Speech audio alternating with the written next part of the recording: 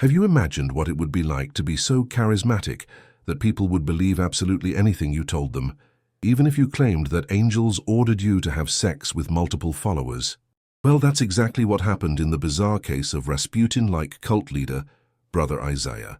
This shocking true story begins in a small religious community where a seemingly devout monk managed to manipulate dozens of vulnerable women into joining his heavenly circle, a group that participated in what he called divine unions that were actually ritualized orgies. But how did one man convince so many intelligent people to abandon their moral principles and participate in such activities? The answer lies in a perfect storm of religious fervor, psychological manipulation, and a culture of secrecy that allowed this perverted monk to operate unchecked for nearly 2 decades. Brother Isaiah wasn't always the powerful, manipulative figure he would later become. Born Robert Jenkins in 1942 to a modest family in rural Missouri, his early life gave no indication of the dark path he would eventually follow. As a child, Robert was described by neighbors as unusually quiet, with an intense gaze that made many adults uncomfortable. His parents were deeply religious, attending church 3 times a week and enforcing strict biblical teachings at home. Young Robert seemed to absorb these lessons with unusual fervor, often spending hours reading religious texts and claiming to have special conversations with God that no one else could hear. His mother, believing her son had been blessed with divine favor, encouraged these behaviors rather than seeking psychological evaluation. By the time Robert reached his teenage years, he had developed a reputation in his small community as a peculiar but gifted young man with an extraordinary memory for biblical verses and an ability to deliver impromptu sermons that could move even the most stoic churchgoers to tears. What set Robert apart from other religiously devoted teenagers wasn't just his knowledge of Scripture, but his uncanny ability to read people. Former classmates would later recall how Robert seemed to intuitively understand their deepest insecurities and desires without them having to say a word. This natural gift for emotional intelligence would become his most dangerous weapon in years to come. After graduating high school with average grades but glowing recommendations from religious leaders in his community, Robert announced that he had received a divine calling to join a monastery rather than attend college as his parents had hoped. This decision marked the first major step in his transformation from Robert Jenkins to Brother Isaiah, the name he would adopt 2 years later during a self-described spiritual awakening that involved a 3-day fast and what he claimed was a visitation from the Archangel Gabriel. Fellow monks at St. Benedict's Monastery noted that Robert seemed to change overnight following this supposed visitation, speaking with a new authority and charisma that drew others to him like moths to a flame. The monastery should have been a place of humble reflection and service, but for Brother Isaiah, it became a training ground for the manipulation techniques he would later perfect. During his 7 years at St. Benedict's, he carefully studied how religious authority could be used to influence behavior, observing how easily people surrendered their critical thinking when instructions came from someone they perceived as spiritually superior. Brother Isaiah wasn't content with the simple life of prayer and work that defined monastic existence. He began seeking private audiences with wealthy donors who visited the monastery, offering them special blessings and personalized spiritual guidance that often resulted in generous donations specifically earmarked for projects under his supervision. The monastery's leadership, impressed by his ability to secure funding, turned a blind eye to his increasingly frequent absences and the growing circle of devoted followers who would visit him rather than the monastery itself. By his early 30s, Brother Isaiah had effectively created a monastery within the monastery, a separate sphere of influence that operated according to his own rules while maintaining the veneer of traditional religious practice. The breaking point came in 1977 when Brother Isaiah announced to his superiors that he had received divine instructions to establish a new religious community, one that would bring heaven closer to earth through special rituals he alone had been entrusted to perform. When the monastery's leadership questioned the theological soundness of his claims, Brother Isaiah didn't argue or plead. He simply left, taking with him 12 devoted followers and a substantial amount of donation money that had been given in his name. This dramatic exit marked the beginning of what would become known as the Heavenly Circle, a religious community that would grow to over 100 members at its peak and operate undisturbed for nearly 2 decades before its shocking practices were finally exposed to the public. What made this possible wasn't just Brother Isaiah's charisma, but the carefully constructed isolation he created, establishing his community on a remote 40-acre property in the Ozark Mountains, far from prying eyes and conventional religious oversight. Life in the heavenly circle followed a carefully orchestrated pattern, designed to gradually normalize behaviors that would have seemed unthinkable to members before joining. New arrivals were initially impressed by the community's apparent dedication to prayer, simple living, and charitable work. Brother Isaiah insisted that all members donate their worldly possessions to the community upon joining, a practice he justified with biblical references to the early Christian church. Daily life was strictly regulated, with members waking before dawn for prayers led by Brother Isaiah himself, followed by work assignments that kept everyone busy from sunrise to sunset. Contact with the outside world was severely limited, with letters and phone calls monitored for the spiritual protection of the community. These measures weren't implemented all at once, but introduced gradually, like a slowly tightening noose that members didn't notice until escape had become nearly impossible, both practically and psychologically. The inner workings of the heavenly circle remained hidden from public view until 1996, when a former member named Sarah Johnson bravely came forward with her disturbing testimony.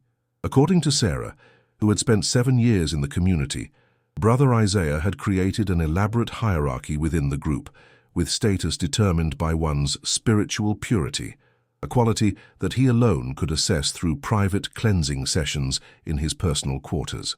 These sessions initially involved confession and prayer, but gradually evolved into something far more sinister.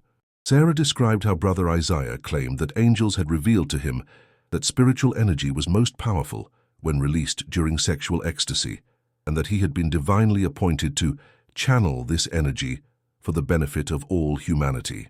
Women who questioned these teachings were publicly humiliated and relegated to the lowest status in the community, performing the most menial tasks and receiving reduced food rations until they recognized their spiritual blindness and submitted to Brother Isaiah's will.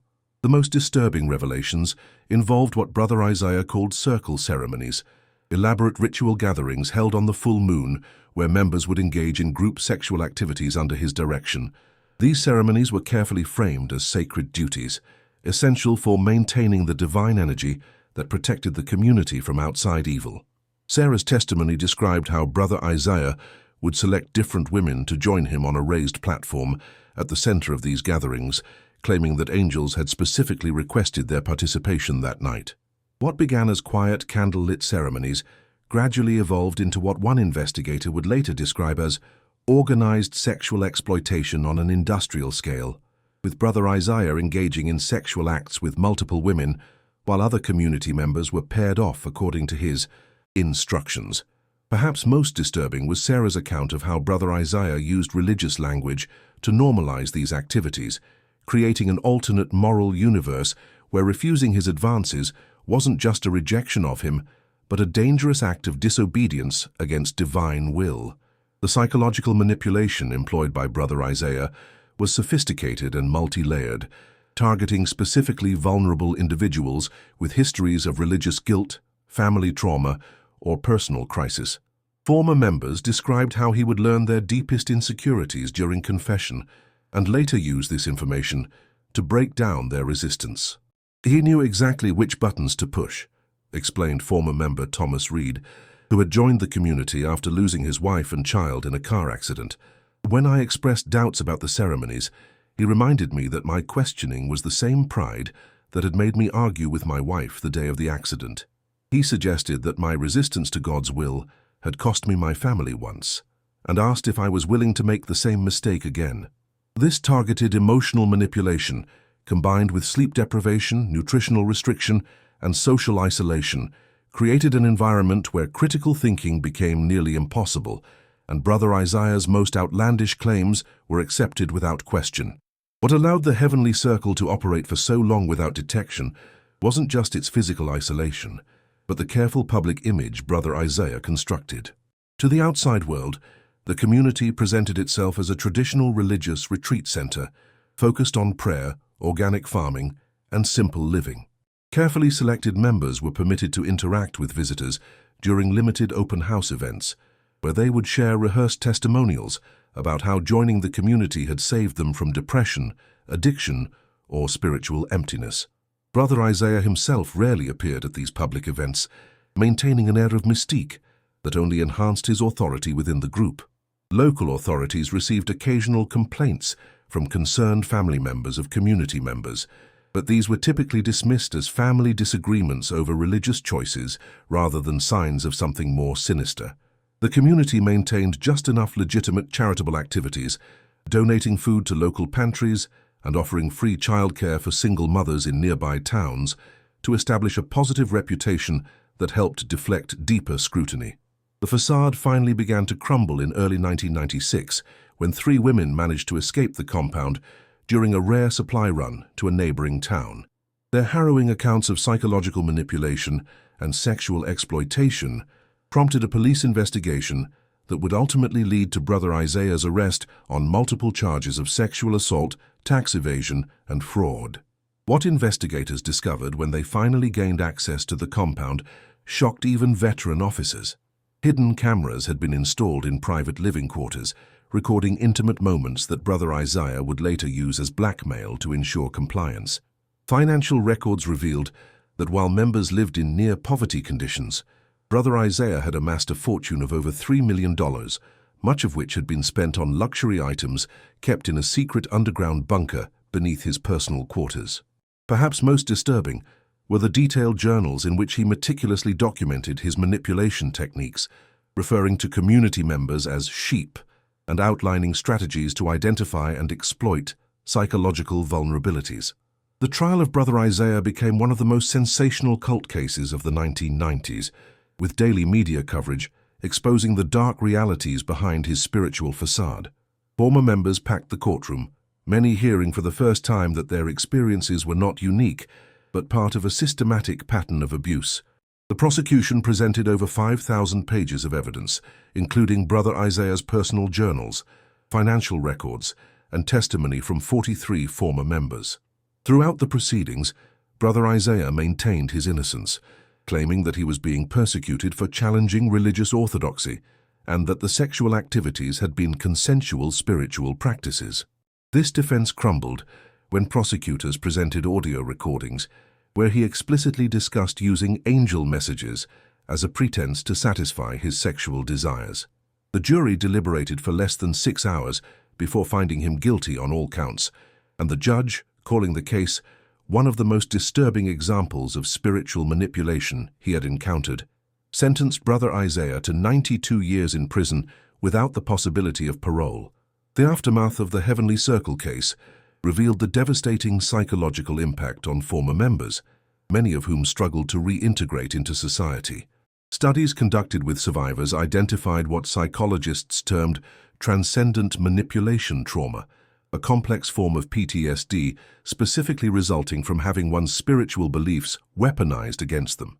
Many former members reported difficulty engaging with any form of religious practice or spiritual community, while others swung to the opposite extreme, seeking certainty in rigid religious structures. Support groups specifically for cult survivors became an essential resource, providing a safe space where former members could process their experiences without judgment. Perhaps most heartbreaking were the family separations that occurred during the community's active years. Children raised in the compound had been taught to view outside family members as spiritually contaminated, creating rifts that proved difficult to heal even years after the community's dissolution.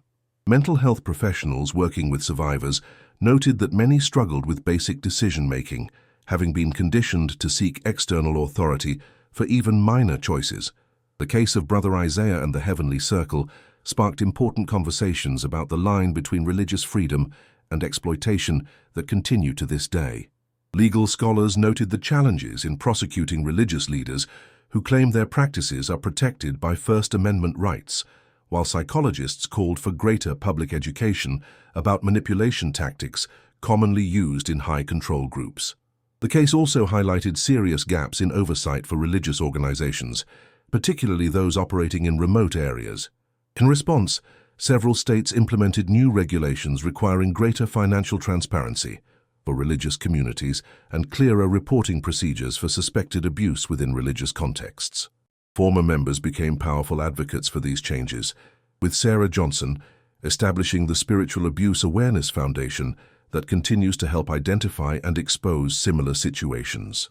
Despite these positive developments, experts caution that the fundamental vulnerabilities that Brother Isaiah exploited, the human need for meaning, community, and transcendent purpose, remain unchanged, making similar cases not just possible, but probable without continued vigilance.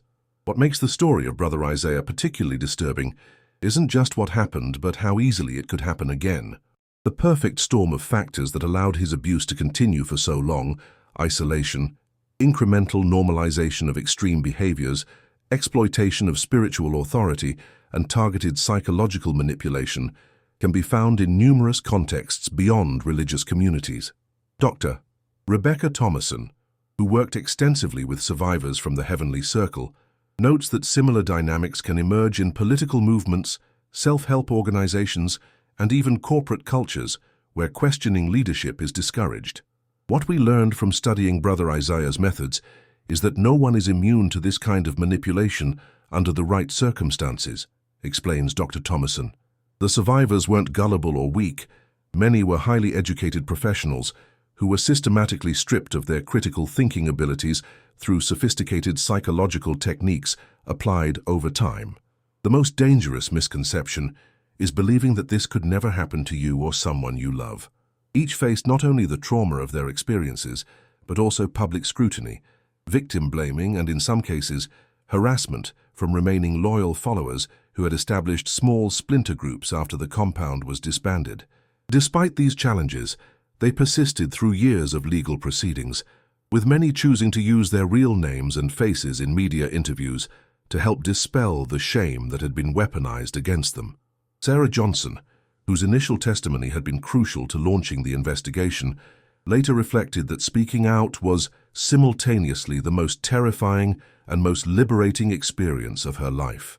For years, Brother Isaiah conditioned us to believe that our worth was tied to his approval and that the outside world would reject us if they knew what we'd been part of, she explained in a 2005 interview. Breaking that silence was like shattering the spell that had kept me captive long after I'd physically left the community. Throughout human history, the claim of divine authority has been used to justify actions that would otherwise be immediately recognized as harmful or exploitative. Brother Isaiah didn't invent this technique, but refined it to a disturbing degree, creating an alternate moral framework where conventional ethics were portrayed as spiritually immature restrictions that the truly enlightened could transcend. Former members described how he would systematically redefine words. Purity became submission to his will. Spiritual growth meant increasing participation in sexual rituals, and resistance was labeled as demonic influence rather than healthy boundary setting. This linguistic manipulation created a closed system of meaning where objections could be preemptively discredited, making it nearly impossible for members to articulate their discomfort even to themselves. The case stands as a stark reminder of why critical thinking must be applied especially rigorously in spiritual contexts, precisely because they engage our deepest human needs for meaning and transcendence. 25 years after his conviction, Brother Isaiah died in prison in 2021, never having expressed remorse for his actions or acknowledged the harm he caused. His death prompted reflections from survivors, many of whom had spent decades rebuilding their lives and reclaiming their spiritual autonomy. While some expressed relief at the news, others described more complicated emotions, a sense of closure tinged with lingering anger that he had never faced the full reckoning they had hoped for. "I wanted him to understand what he took from us," explained former member Rebecca Martinez. "Not just our dignity and our boundaries, but our ability to trust, to connect with something larger than ourselves without fear." He died still believing he was persecuted for spiritual enlightenment, and there's something profoundly unsatisfying about that. Mental health professionals working with survivors noted that the news triggered complex grief responses, reopening old wounds while simultaneously allowing for new stages of healing. Support groups reported increased attendance in the months following the announcement, as survivors sought community during this unexpected transitional moment. The legacy of the Heavenly Circle case extends beyond the immediate survivors to influence how we understand the psychology of undue influence and spiritual exploitation. Researchers studying Brother Isaiah's methods identified that his success relied not on introducing entirely new beliefs, but on gradually distorting existing religious concepts familiar to his followers. This technique, now recognized as familiar distortion, explains why intelligent, educated people can be drawn into belief systems that appear obviously problematic to outsiders. He wasn't asking them to abandon their faith, but to see him as the purest expression of values they already held, explains cult researcher Dr. Michael Langone. He positioned himself not as a replacement for their religious tradition, but as its most authentic interpreter, gradually shifting their loyalty from the tradition itself to his version of it. This insight has proven valuable in developing more effective exit counseling approaches for those leaving high control groups, focusing on reconnecting people with the authentic core values that were exploited rather than attacking the beliefs themselves. What remains particularly chilling about the Brother Isaiah case is how ordinary it began, with people seeking meaning, community, and spiritual growth through seemingly legitimate means.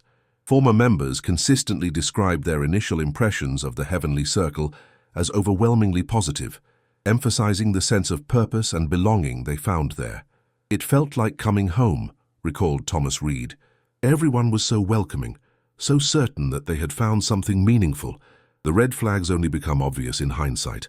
This trajectory from genuine spiritual seeking to exploitation highlights the vulnerability inherent in the human search for transcendent meaning. Religious scholars studying the case note that spiritual communities can serve as powerful forces for positive transformation and support, making it all the more important to develop better frameworks for distinguishing healthy spiritual environments from manipulative ones.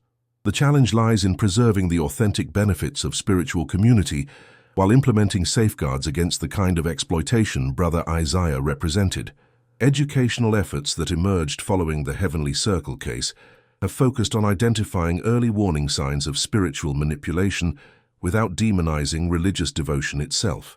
Mental health professionals and religious leaders have collaborated to develop resources, highlighting the difference between healthy spiritual communities and potentially exploitative ones. These materials emphasize specific red flags: leaders who claim exclusive divine authority, groups that systematically isolate members from outside relationships, pressure to make significant life decisions quickly, financial arrangements that benefit leaders while members live in austerity, and teachings that frame questioning as spiritual failure rather than healthy discernment.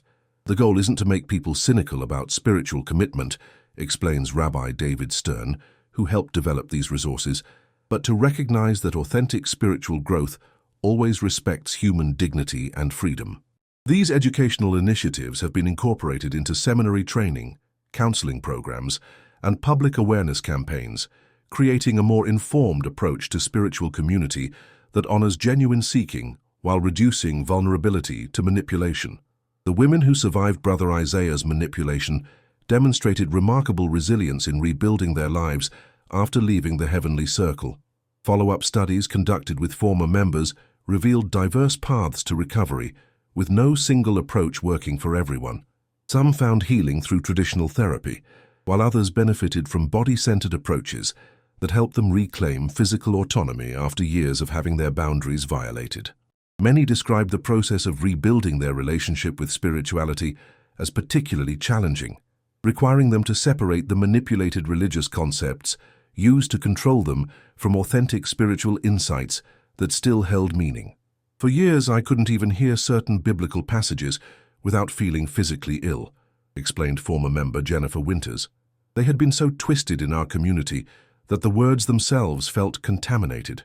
It took working with a compassionate religious leader who understood spiritual trauma to help me reclaim those texts on my own terms." This delicate process of spiritual reclamation has become an important focus in trauma treatment, specifically for survivors of religiously framed abuse. The investigation into the Heavenly Circle revealed not just individual manipulation, but systematic institutional failures that allowed the abuse to continue unchecked for nearly 2 decades. The remote community operated in a jurisdictional gray area, with local authorities assuming state agencies were monitoring the group while state officials believed oversight fell to local law enforcement. Religious exemptions designed to protect legitimate spiritual practices inadvertently created loopholes that Brother Isaiah expertly exploited, establishing legal corporate structures that shielded the community's financial operations from standard oversight. Perhaps most troubling was the revelation that several early complaints had been filed by family members concerned about relatives in the community, only to be dismissed as religious disagreements rather than investigated as potential abuse. These systematic failures prompted important reforms in how authorities approach potential cult situations, with many jurisdictions establishing specialized units trained to recognize the difference between unconventional but legitimate religious practices and exploitation masquerading as spiritual. Authority. The media coverage surrounding the Heavenly Circle case revealed troubling patterns in how our society discusses spiritual exploitation, often sensationalizing the sexual aspects while failing to examine the underlying manipulation techniques. Initial headlines focused almost exclusively on the sex cult angle, with lurid details that inadvertently reinforced the shame many survivors were working to overcome. More thoughtful coverage emerged as journalists began consulting experts in high-control groups and psychological manipulation, leading to more nuanced reporting that helped the public understand how intelligent, educated people could become entangled in such situations. This shift represented an important evolution in public discourse around cult dynamics, moving from simplistic narratives about brainwashing to more sophisticated understandings of incremental influence and coercive control. Mental health professionals emphasized the importance of this improved understanding, noting that the "how could anyone fall for that?" reaction creates additional barriers for survivors seeking support after leaving exploitative groups. The Brother Isaiah case challenges us to examine the fine line between spiritual guidance and undue influence, a boundary that can be difficult to discern from within a closed religious system. One of the most valuable outcomes from the extensive study of the Heavenly Circle has been the development of the informed spiritual consent framework, which adapts the medical concept of informed consent to religious contexts. This approach emphasizes transparency about leadership structures, financial arrangements, and behavioral expectations before individuals make commitments to spiritual communities. Authentic spiritual paths can involve sacrifice and discipline, explains religious studies professor Dr. Catherine Bell, who helped develop the framework, but they should never require surrendering your critical thinking or isolating yourself from supportive relationships. Educational materials based on this framework now help people evaluate potential spiritual communities while respecting diverse religious traditions, focusing on process rather than specific beliefs. This balanced approach acknowledges both the potential benefits of spiritual community and the very real dangers of exploitation when power remains unchecked. The children raised within the Heavenly Circle represent perhaps the most vulnerable victims of Brother Isaiah's manipulation, having known no other reality during their formative years. After the community's dissolution, social services struggled to develop appropriate support systems for these children, many of whom had received minimal education and had been taught deeply distorted views about the outside world.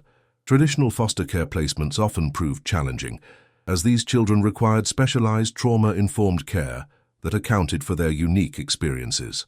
In response to these challenges, several survivors who had been adults when joining the community established a specialized transition program specifically designed for young people raised in isolated religious groups. This program, known as New Dawn, combined educational remediation with gradual exposure to mainstream society and therapeutic support, specifically addressing the complex trauma of spiritual exploitation. The success of this initiative led to its expansion as a model program now serving children from various high-control groups, representing one of the few positive legacies to emerge from the tragedy of the Heavenly Circle. The Brother Isaiah case provides valuable insights into how charismatic individuals can weaponize spiritual language to override ethical boundaries and normal protective instincts. Psychological studies of his methods revealed his systematic exploitation of what researchers call transcendent vulnerability, the openness and trust that naturally emerges when people engage with spiritual questions that touch on ultimate meaning and purpose. In healthy spiritual contexts, this vulnerability leads to growth and genuine community, explains psychologist Dr. Janja Lalich. But in exploitative hands, it becomes a direct pipeline to bypassing critical thinking. This dynamic explains why intelligent, well-educated people found themselves participating in behaviors they would have immediately rejected in any other context. The psychological mechanisms identified through studying Brother Isaiah's techniques have informed important advances in cult awareness education, helping people recognize when appealing spiritual language is being used to manipulate rather than illuminate. These insights serve as crucial protection against future predators who might attempt to follow in Brother Isaiah's footsteps. The complexity of recovery for Heavenly Circle survivors highlights the profound damage that can occur when sexuality and spirituality are manipulatively entangled. Former members described how Brother Isaiah's teachings created a toxic association between spiritual devotion and sexual exploitation, contaminating both domains simultaneously. He didn't just abuse us physically, explained former member Catherine Dumont. He made us believe that submission to his desires was the highest form of spiritual development, creating a mental prison that remained long after I'd left the community. Sex therapists working with survivors developed specialized approaches addressing this spiritual sexual trauma, helping former members disentangle authentic religious beliefs from exploitative distortions. This work revealed the importance of addressing both the physical and metaphysical dimensions of sexual abuse in religious contexts, as survivors struggled not only with bodily autonomy, but with fundamental questions about divine presence and spiritual trust. Their healing journeys underscore the profound harm caused when spiritual authority is used to justify sexual exploitation, a violation that extends beyond physical boundaries to the core of human meaning-making. Court records from the Brother Isaiah case reveal the calculating precision with which he selected and groomed potential community members, demonstrating a predator's instinct for identifying vulnerability. His personal journals, which became key evidence in his trial, contain detailed assessments of prospective recruits, categorizing them according to their manipulability and potential value to the community. He specifically targeted individuals experiencing major life transitions, recent divorces, career setbacks, deaths of loved ones, recognizing that these circumstances created natural openings for his message of belonging and purpose. Brother Isaiah was particularly strategic in recruiting individuals with valuable professional skills that could benefit the community, while avoiding those with backgrounds in psychology or religious studies who might more readily identify his manipulation techniques. Perhaps most disturbing was his explicit tracking of which recruitment approaches worked best for different personality types, refining his methods over time to become increasingly effective at drawing people into his orbit. This systematic predation underscores why cult recruitment should be understood not as random spiritual seeking, but as targeted exploitation of specific human vulnerabilities. The healing journey for survivors of the Heavenly Circle reveals important insights about resilience and post-traumatic growth that extend beyond this specific case. Long-term follow-up studies with former members identified several factors that seemed to support more complete recovery: access to trauma-informed therapy, connection with other survivors who could validate their experiences, opportunities to help others through advocacy work, and supportive communities that respected their need to reclaim agency in spiritual matters. Perhaps surprisingly, many survivors eventually reported experiencing what psychologists term post-traumatic growth, positive psychological changes that occurred as a result of their struggle with deeply challenging circumstances.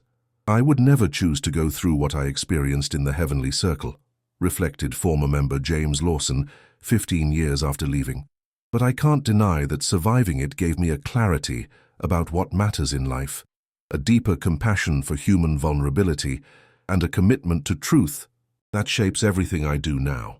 These growth experiences didn't erase the trauma but existed alongside it, creating complex narratives of both wounding and transformation. The story of the Heavenly Circle serves as a powerful reminder of how easily religious language can be weaponized when divorced from ethical accountability. Brother Isaiah's success in manipulating followers didn't come from inventing new spiritual concepts, but from selectively emphasizing certain religious ideas, while systematically removing the ethical foundations and community accountability that normally prevent exploitation. Religious scholars studying the case note how he strategically amplified concepts of surrender, obedience, and transcending worldly concerns, while eliminating teachings about justice, dignity, and communal discernment. This selective theology created the perfect environment for abuse, maintaining enough authentic spiritual elements to satisfy followers' genuine seeking while removing protective boundaries. The case underscores why healthy religious communities typically include multiple layers of leadership accountability, transparent financial practices, respect for individual discernment, and ethical guidelines that apply to everyone regardless of spiritual status. These structural safeguards, far from limiting authentic spiritual experience, actually create the safe container within which genuine spiritual growth can flourish without exploitation. While Brother Isaiah's case represents an extreme example of spiritual exploitation, experts caution that similar dynamics can appear in milder forms across many religious contexts. The line between spiritual guidance and undue influence isn't always dramatically crossed, but often erodes gradually through small compromises and unchecked authority. Religious leaders reflecting on the case have identified practices that can help spiritual communities resist exploitation without sacrificing depth of commitment. Transparent leadership structures with clear accountability, respect for appropriate boundaries between leaders and followers, financial practices that prioritize community needs over leadership comfort, encouragement of questions and healthy doubt as part of spiritual growth, and maintaining connections with diverse outside perspectives. The healthiest spiritual communities actually welcome scrutiny and questions, explains interfaith chaplain Reverend Susan Hayes. They understand that authentic spiritual authority doesn't demand compliance, but invites discernment. This balanced approach recognizes that while spiritual communities can provide profound benefits, these benefits are only sustainable when protective structures prevent the concentration of unchecked power.